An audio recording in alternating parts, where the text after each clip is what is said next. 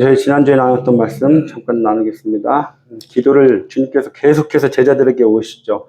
기도하시다가 계속 오십니다. 오셔서 깨어 있어라, 깨어 있어라, 앉아 있으라 라고 말씀하십니다. 기도하라고 계속해서 말씀하세요. 그 이유가 첫 번째는 하나님의 원하심을 구하고 그 원하심을 성취하기 위하여 기도하라고 하셨어요. 우리가 몇 번 나눴죠. 기도는 우리의 원하는 것을 구하는 게 아니라 하나님의 원하심을 구하는 게 기도라고 했어요. 그 원하심을 저희가 깨닫는 것, 그 사명을 깨닫는 것. 그런데 그 사명을 이루기 위해서는 나의 힘과 나의 능력으로 하는 게 아니라 기도를 통해서 주님께서 주신 그 능력으로 이루어 나가야 된다고 그랬습니다. 두 번째는 시험에 들지 않기 위하여 기도하라고 했어요.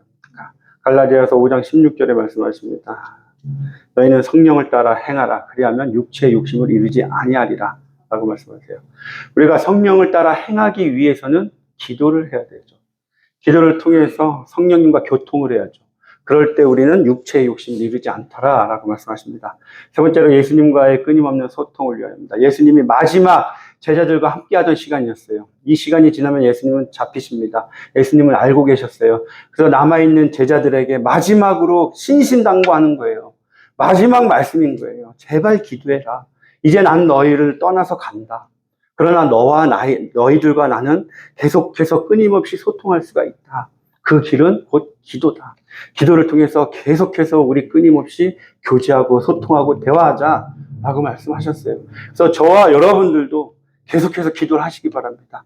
왜요? 주님과 교통하기 위해서입니다. 그래서 오늘 드디어 주님께서 잡히십니다. 이제 드디어 오늘 말씀 보면요. 14장 1절입니다. 14장 1절과 2절을 보면요. 대제사장, 서기관들이 모여가지고 예수님을 어떻게 잡을까 계획을 세웠어요. 그런데 지금 이 6월절 기간에는 너무 많은 디아스포라들이 다 모이니까 명절에 하지 말자. 그래서 그 계획을 미뤘어요. 명절 이후에 하자. 그런데 10절, 11절, 14장 10절, 11절에 보니까 유다가 대제사장을 찾아갑니다. 대제사장을 찾아가서 예수님을 넘겨줄 계획을 서로 세워요. 그리고 그 계획을 세운 것을 가지고 그 무리들, 대제사장과 장로들이 보내죠. 그래서 오늘 43절 말씀입니다. 예수께서 말씀하실 때 곧 12 중에 하나인 유다가 왔는데 대제사장들과 서기관들과 장로들에게서 파송된 무리가 검과 뭉쳐 가지고 그와 함께 하였더라. 44절에는 그 유다를 예수를 파는 자라고 얘기하고 있습니다. 그런데 여기서 43절 보면 그냥 유다라고 해도 돼요. 예수께서 말씀하실 때 유다가 왔는데 라고 했는데 특히 12 중에 하나인 유다라고 딱 얘기를 하십니다. 그 이유가 무엇일까? 12의 제자가 있었어요. 그런데 유다가 있습니다. 그럼 여긴 11명이겠죠. 11명과 다른 유다라는 거예요. 이 유다는 11명과 다르다. 무엇이 달랐을까요?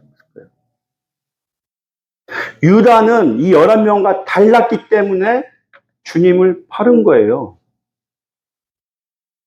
유다가 예수님을 왜 배반을 했을까? 11명과 무엇이 달랐을까? 여러분, 이런 비유 들어보셨나요? 바다는 짜잖아요. 그 바닷물에 살고 있는 물고기, 생선은 안 짜죠. 그 말씀 많이 들어보셨죠? 그런 비유. 그래서 세상 가운데 살아갈 때 크리스찬들은 믿음을 지켜라. 세상에 물들지 마라. 처음 들어보세요? 많이 들어보셨죠? 워낙 유명하니까. 그래서 세상 가운데 우리 크리스찬들은 물고기와 같이 변하지 말고 짜지도 말고 그냥 킵고잉 해라. 믿음 가지고. 그런데 그 말씀을 가지고요. 이 교회에 적용을 해볼까요? 교회에 들어왔어요. 교회에서 계속 하나님의 말씀이 선포됩니다. 말씀 듣고 기도해요.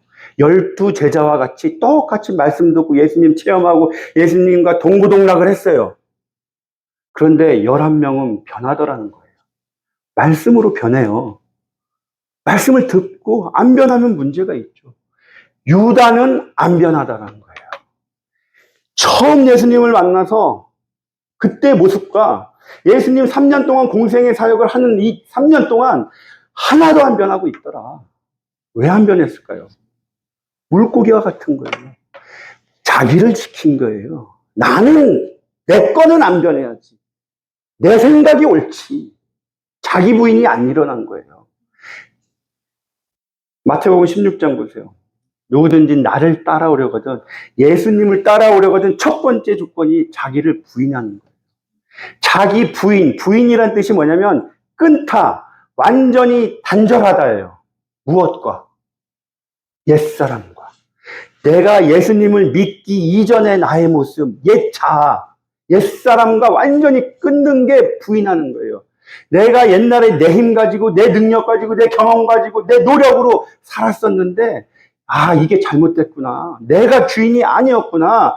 나의 주인은 예수 그리스도시구나. 그래서 내 중심에 살면서 예수님 중심으로 내 삶이 바뀌는 거예요. 나를 완전히 옛 자아를 부인하는 거예요. 그게 부인이에요. 자기 부인. 그런데 유다는 그렇지 못했다는 거예요. 우리가 종교생활, 신앙생활 10년, 20년, 30년에도 안 변하는 사람이 있어요. 여전히 자기 고집 피는 사람이 있어요. 내가 맞아. 저 사람 잘못했어. 안 변해요. 왜요? 자기 부인이 안 되니까. 자기 부인이 안 된 사람은요, 20년, 30년 주님 앞에 가서도 안 변해요. 절대 안 변합니다. 여러분, 말씀 앞에 변하시기 바래요. 그 11 제자가 되시길 소망합니다. 유다가 아닌 11 제자가 되시길 소망해요. 44절 보세요. 예수를 파는 자 유다가 이미 그들과 파송한 무리들이죠. 그들과 군호를 짜 이르되 계획을 세웠어요. 이미 계획을 세운 거예요. 내가 입 맞추는 자가 예수다. 그를 잡아라. 단단히 잡아라. 이에 와서 곧 예수께 나와 랍비어 하고 입을 맞추니 그들이 예수께 손을 대어 잡거늘. 둘이 계획을 다 짰습니다. 종교 지도자들하고 계획을 짰어요. 그들이 파송한 군인들, 이들하고도 계획을 다 짰어요. 그리고 그 계획대로 실행을 했어요. 그랬더니 다 술술술 풀려서 예수님을 딱 잡았어요. 이게 축복이었을까요? 계획을 세웠는데 계획대로 다 된 게 축복이었을까요? 아닙니다. 오히려 유다가 했던 계획대로 한 것 중에 어떤 문제점이 발생해가지고 막았었어야 돼요. 그러면 그게 축복이 되겠죠.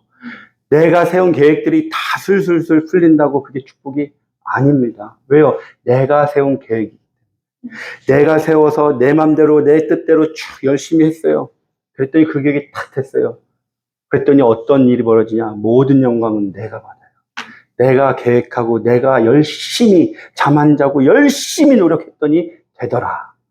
하나님의 은혜인 줄을 모르더라는 거예요. 그래서 우리가 어떤 계획을 세우고 모든 가정이나 개인이나 공동체가 계획이 있잖아요. 그 계획을 세우고 진행해 나갈 때 반드시 문제가 생기면 감사하시기 바랍니다. 네. 왜요? 주님께 더 엎드리게 되니까. 네. 주님을 더 붙들게 되니까. 네. 그러면 그 계획들이 주님께서 행하신 것을 알게 되니까. 주님께 영광 올려드리게 되기 때문에. 그래서 항상 문제가 발생하면요. 그 문제 앞에 왜 이런 일이 나에게 벌어질까? 불만 불평하지 마세요. 오히려 감사하시기 바랍니다. 주님께 무릎 꿇으시기 바라요. 그러면 그 모든 문제들은 해결이 되게 되어 있습니다. 47절에요. 거대에 서 있는 자 중에 한 사람이 누굴까요? 베드로죠. 칼을 빼어 대제사장의 종을 쳐 그 귀를 떨어뜨리니라. 이 말씀을 요한복음에서는 정확히 뭐라고 얘기하냐? 이에 시몬 베드로가 칼을 가졌는데 그것을 빼어 대제사장의 종을 쳐서 오른편 귀를 베어버리니 그 종의 이름은 말고라. 이 말고가요, 뜻이 뭐냐면 왕의 권세, 왕의 사람. 그렇다면 이 말고, 이 종이요, 보통 사람이 아니라는 뜻이에요. 말고의 뜻 자체가 왕의 권세, 왕의 사람. 그런 의미를 가지고 있어요. 그런데 대제사장의 종, 그러니까 말고는 어떤 의미를 가지고 있냐면 대제사장이 자기의 모든 권한을 다 위임한 거예요. 마치 사울이 다메섹에 있는 예수 믿는 자들을 잡으러 갈 때 사도행전 26장에 말씀하잖아요. 내가 대제사장들의 권한을 위임받아서 다메섹으로 갔다. 지금 말고가 그런 거예요. 대제사장의 권한을 다 위임받은 거예요. 그러니까 지금 말고는 대제사장, 종교 지도자들을 상징적으로 나타내고 있는 거예요. 말고가. 그런데 말고에 어디를 쳤냐? 베드로가 말고를 죽이려고 탁 찔렀을까요? 베드로는요, 오른쪽 귀를 벤 거예요, 일부러. 왜? 오른쪽 귀입니다. 오른쪽 귀. 다른 왼쪽 귀도 아니고 오른쪽 귀. 이스라엘 백성들에게 오른편은 옳다라는 거잖아요. 맞다, 축복, 옳다, 승리, 의미하는 게 오른쪽이잖아요. 그런데 귀는 뭐예요? 신명기 6장 4절에 이스라엘아 들으라, 쉐마 이스라엘아 듣다. 듣고 순종하든지 불순종하든지 그 기관을 의미하는 거예요. 그런데 오른편 귀, 옳은 것을 듣는 거예요. 그게 무슨 옳은 소리를 듣는다. 지금 종교 지도자들이 생각하기에 옳다라고 생각하는 것을 듣는 게 무엇이냐? 잘못된 율법이에요. 잘못된 율법을 듣고 주님 앞에 불순종하는 거예요. 왜? 자기네 율법이 옳으니까. 예수님의 말씀 복음이 왔는데 복음을 거절하더라. 그것을 상징하는 게 오른편 귀인 거예요. 자기들이 맞다고 생각하는 거. 율법이 옳잖아. 내가 듣는 게 옳잖아. 맞잖아. 오른편 귀, 그것을 심판하는 거예요. 뭘로? 칼로, 복음으로, 말씀으로. 오른쪽 귀, 너희들의 율법을 듣고 율법이 옳다라고 불순종하고 있는 그 이스라엘의 종교 지도자들을 칼, 말씀으로 심판하는 게 오른편 귀를 잘라낸 거예요. 그래서 그게 떨어진 거예요. 그렇게 놔뒀으면 복음이 아니죠. 그 불순종하는 종교 지도자들을 향해서 예수님께서 누가복음에 보세요. 귀를 다시 들고 발라주십니다. 낫게 해주세요.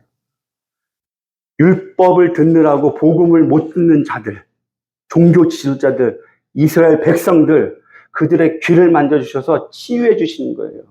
너희들에게 이제 복음이 들릴 거야. 복음을 들어라. 그 말씀이에요. 저와 여러분들도요, 예수님께서 저와 여러분의 귀를 만져주셨어요. 그래서 이 자리에 있는 거예요. 세상 사람들은 여전히 그 오른편 귀가 떨어져 있어요. 예수님의 생명의 말씀이 선포되는데 못 듣고 있는 거예요. 자기들이 옳다라고 느끼기 때문에. 그러나 주님께서 저와 여러분의 귀를 만져주셨기 때문에 저희는 주님의 말씀이 들리는 거예요. 진리의 말씀으로 들리는 거예요. 깨닫게 되는 거예요. 그 말씀을 듣고 이 자리에 있는 것은 주님의 은혜라는 거예요. 주님께서 저와 여러분의 귀를 만져주셨음을 믿으시기 바랍니다. 그 은혜를 잊지 마시기 바랍니다. 자, 47절에 보세요. 베드로가 쳐서 떨어뜨렸어요. 그리고 예수님께서 잡아서 귀를 치유해 주셨어요. 그리고 48절이 이어지는 거예요. 47절과 48절 사이에 예수님께서 하신 말씀이 있어요. 마태복음에 보면. 어떤 말씀을 하시냐면, 너는 베드로야, 너는 내가 내 아버지께 구하여 지금 12군단 더 되는 천사를 보내시게 할 수 없는 줄로 아느냐? 12군단이면 6,000명에 12인 거예요. 6,000명 곱하기 10입니다. 72,000명 되겠죠. 이 12군단 더 되는 천사가 와서 지금 저들을 다 처리할 무찌를 수 없을 것 같냐? 물러서게 할 수 없을 것 같냐? 할 수 있다. 그런데 안 하는 거다라고 말씀하셨어요. 마태복음 4장에서도요, 마귀가 나타나죠. 예수님을 시험합니다. 돌덩이가 떡덩이가 되게 해봐. 저기 높은 성전 꼭대기에서 떨어져 보세요. 천사가 당신을 수족줄 겁니다. 예수님이 안 하시죠. 능력이 없어서 안 하셨을까요? 능력이 있지만 안 하셨어요. 할 수 있으세요. 그러나 안 하셨어요. 그것이 절제입니다. 절제. 찐 능력 아시죠? 진짜 능력이라는 거. 절제입니다, 여러분. 절제. 자제와 절제의 차이를 아세요? 자제는 나를 위해서 스스로 컨트롤하는 게 자제예요. 절제는 공동체를 위해서 하는 거예요. 왜요? 갈라디아서 5장 22절에 보면 성령의 9가지 열매가 나오죠. 사랑과 희락과 화평과 자비와 양성과 충성과 오래 참음과 온유와 절제. 성령의 9가지 열매, 하나님이 주시는 은사, 이 모든 것들은 너 잘해야 돼, 너 잘났어야 돼, 너 뛰어나야 돼, 너 자랑해야 돼, 그러라고 주신 게 아니라 교회를 세우라고, 하나님의 나라를 세우라고 주신 게 은사와 열매들이에요. 그런데 그 9가지 열매 중에 절제가 들어가요. 그것은 곧 교회를 세우기 위해서 해야 되는 거예요. 예수님께서 지금 모든 고난들을 다 절제하고 계신 거예요. 왜요? 교회를 세우시기 위해서. 저와 여러분에게 생명을 주시기 위해서. 십자가에서 모든 죄악을, 저주를 가지시고 죽으시기 위해서. 그를 통해서 저와 여러분에게 생명을 주셨잖아요. 그래서 예수님께서 하신 절제는요, 저와 여러분에게 생명을 주신 절제예요. 그렇다면 저와 여러분도 절제를 해야 돼요. 세상에 나가셔서요, 절제하셔야 돼요. 교회에서도요, 절제하셔야 돼요. 누가 나를 탁 찔렀다고 나가지 마세요. 교회에서 그러한 일들이 벌어지면 교회를 세우는데 덕이 안 된다는 거예요. 그래서 성령의 열매입니다. 교회를 위해서, 하나님의 나라를 위해서 절제하시기 바라요. 그래야지 가족이 살고 이웃이 살고 형제들이 살게 되어 있더라는 거예요. 그러한 절제를 하시기 소망합니다. 51절, 52절 보세요. 지금 유다가 예수님을 잡는 장면이에요. 그리고 53절부터는 베드로가 부인하는 장면, 예수님께서 공회 앞에 서시는 장면들이에요. 그 중간에 갑자기 51절, 52절이 쑥 들어갔어요. 전혀 앞뒤가 맞지 않는 이 두 절이 들어가 있어요. 한 청년이 누구겠습니까? 자기 이름을 밝히지 않아요. 누구겠어요? 저자예요, 저자. 마가입니다. 마가가 벗은 몸에 배 호디브를 두르고 예수를 따라가다 무리에게 잡힘에 배 호디브를 버리고 벗은 몸으로 도망합니다. 마가가요, 지금 51절, 52절의 말씀을 왜 넣었을까요? 갑자기 생뚱맞게 안 넣어도 되는 말씀을 쑥 넣었어요. 그리고 그 내용이 또 굉장히 좋은 그런 게 아니에요. 보세요, 그냥. 자기 도망간 얘기하는 거예요. 그것도 다 벗고. 얼마나 수치스러워요. 창피해요. 그런데 마가는 이것을 당당하게 성경에 썼어요. 왜요? 너희들은 나처럼 되지 마. 제발 나처럼 되지 마. 나처럼 예수님 부인하지 마. 자기가 깨달았던, 부인했던 그 부끄러움을 고백하면서, 신앙 고백하면서, 양심 고백하면서 우리들에게 들려주는 거예요. 제발 너희들은, 당신들은 예수님 부인하지 마세요. 예수님 버리고 도망가지 마세요. 예수님 붙드세요. 제발 붙드세요. 그 얘기하고 있는 거예요. 여러분, 우리의 삶 속에서도 부끄러울 때 있었잖아요. 도망가고 싶을 때도 있었죠. 그러나 주님 놓지 마시기 바랍니다. 어떤 힘든 과정 속에서도요, 꼭 주님을 붙드시기 바라요. 이러한 부끄러운 고백들이 모두 있어요. 모두 있습니다. 그러나 주님이 회복시켜 주세요. 주님 붙드시기 바랍니다. 53절 예수를 끌고 대제사장들과 장로들과 서기관들이 다 모이더라. 베드로가 예수를 멀찍이 따라 제사장의 집들 안까지 들어가서 아랫사람들과 함께 앉아 불을 쬐더라. 공회가 증거를 찾지 못해요. 거짓 증언을 합니다.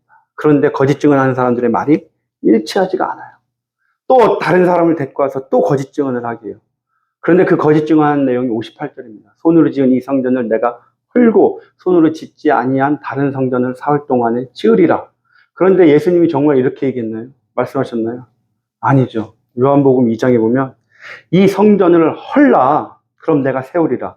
그런데 이 성전은 이 헤롯 성전이 아니라 육신 대신 예수님의 몸이었던 거예요.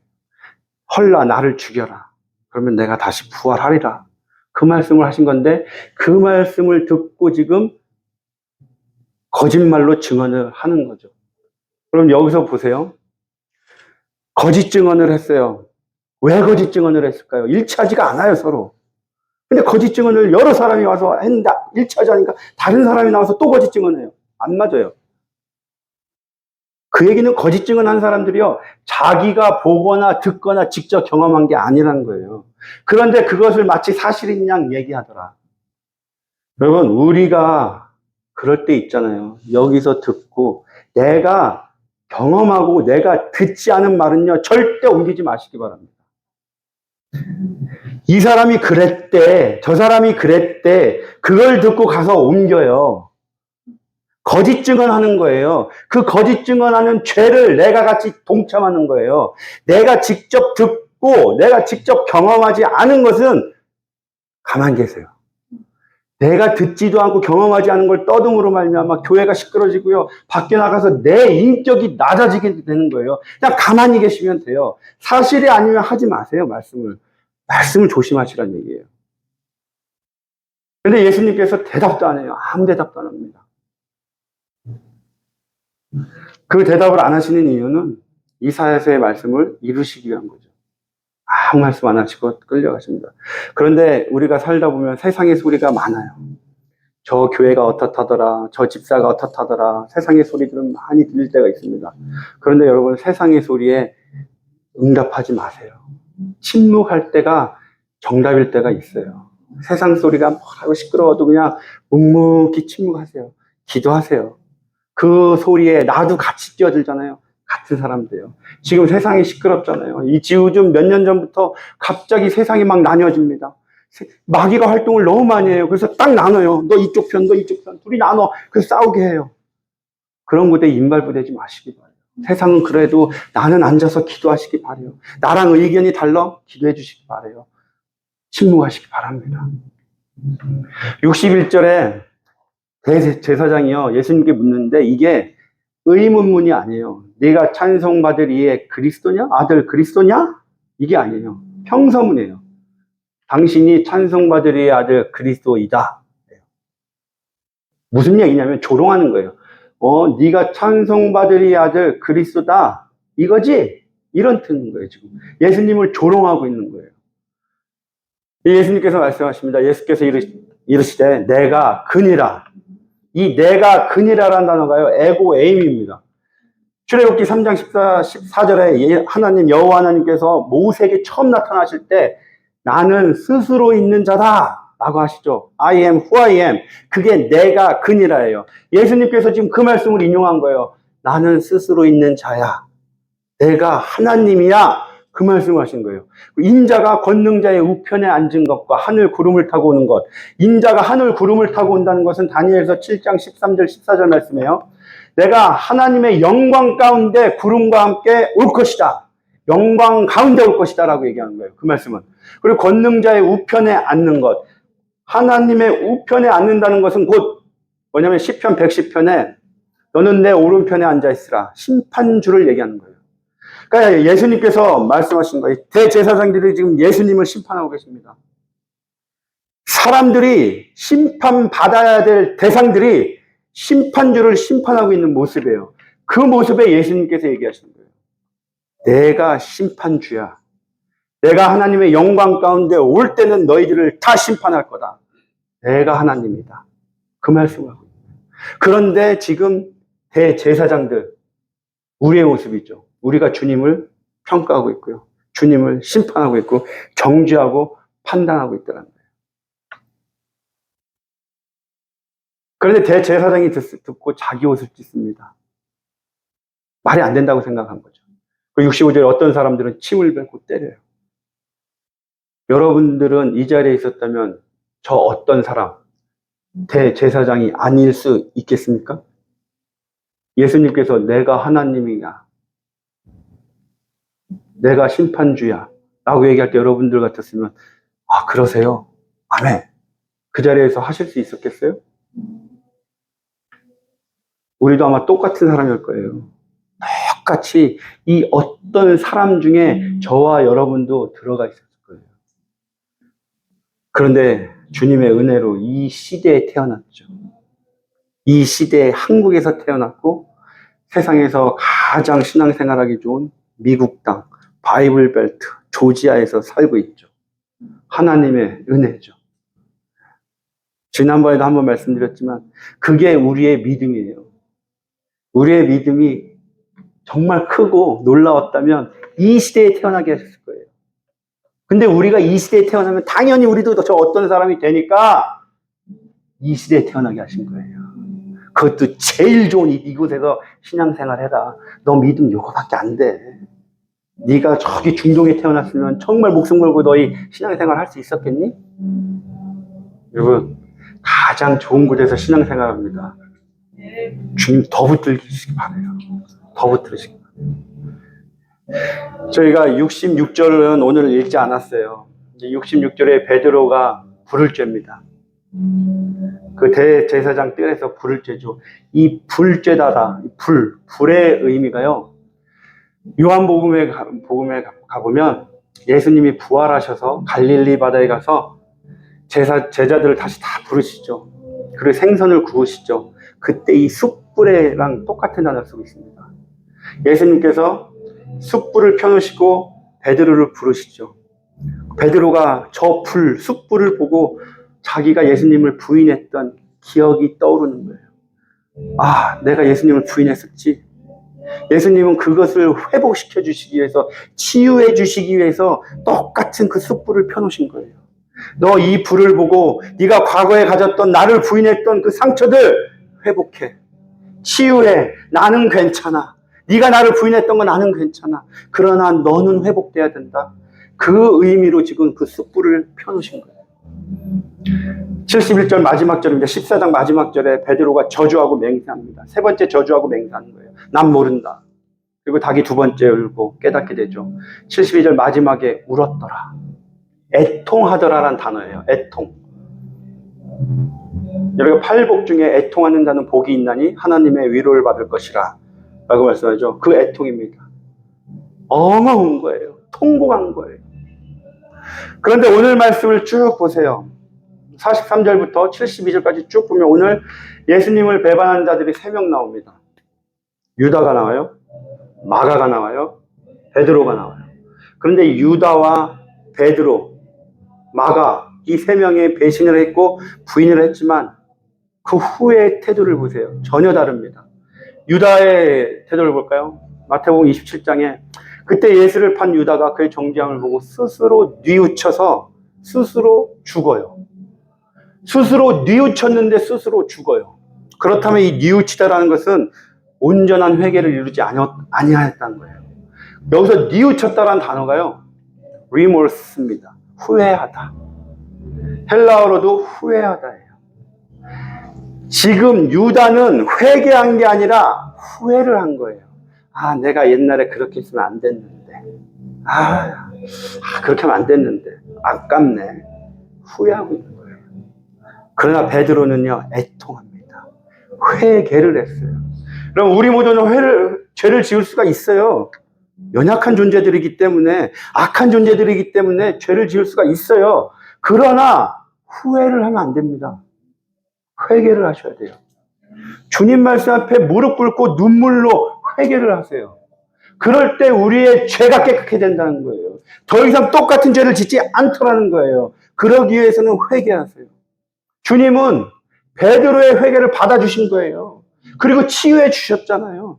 우리가 회개를 하면 주님께서는 우리의 죄를 완전히 도말시켜 주시고 회복시켜 주세요. 깨끗해 주십니다. 회개하시기 바라요. 마지막입니다. 정리하겠습니다. 50절에 보니까 제자들이 다 예수를 버리고 도망가요. 그런데 이 제자들이요, 훗날 보세요. 훗날 예수님이 부활하시고 승천하시고 훗날 보니까 이 모든 11 제자들이 다 순교를 하더라. 예수님을 부인하고 도망갔던 자들이 훗날 보니까 다 순교를 해요. 그 이유가 무엇이었겠어요? 부활하신 예수님을 만났죠.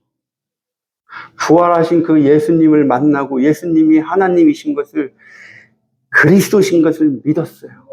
그를 통해서 성령이 임했죠. 그 성령으로 말미암아 살다 보니, 성령의 인도함을 따라 살다 보니 순교까지 가더라는 거예요. 부활하신 예수님을 여러분 만나셨죠? 안 만나셨어요? 저와 여러분도 지금 이 11 제자와 같이 부활하신 예수님을 만났어요. 그리고 예수님이 하나님이신 것을 믿었어요. 그러므로 통해서 저와 여러분 안에는 성령님이 계세요. 그러면 저와 여러분도 날마다 순교를 해야 된다는 얘기예요. 제자들과 같이 순교를 하셔야 돼요. 나가서 목숨 걸어서 죽어라 이 말씀이 아니잖아요. 순교라는 것은 십자가에 달려 죽으라는 거예요. 저와 여러분이 날마다 예수님의 말씀으로 십자가에 달려 죽어야 돼요. 그럴 때 악한 영은 도망가게 되어 있습니다. 제자와 11 제자들과 같이 성령님이 계신 자들은 반드시 날마다 순교하는 역사가 일어나시길 주님의 이름으로 축원드리겠습니다. 기도드리시겠습니다. 하나님 아버지, 감사합니다. 저희들도 연약합니다. 저희들 너무나 연약한 존재들입니다. 죄로부터 자유로울 수 없는 존재들입니다. 그러기에 주님을 의지합니다. 말씀을 의지합니다. 예수님의 보혈을 의지합니다. 말씀으로 임재하여 주시옵소서. 날마다 주님의 말씀이 우리 심령 가운데 임함을 통해서 내 자아가 십자가에 못 박히는 순교하는 역사가 일어날 수 있도록 인도하여 주시옵소서. 감사드리며 예수님의 이름으로 기도드렸습니다. 아멘.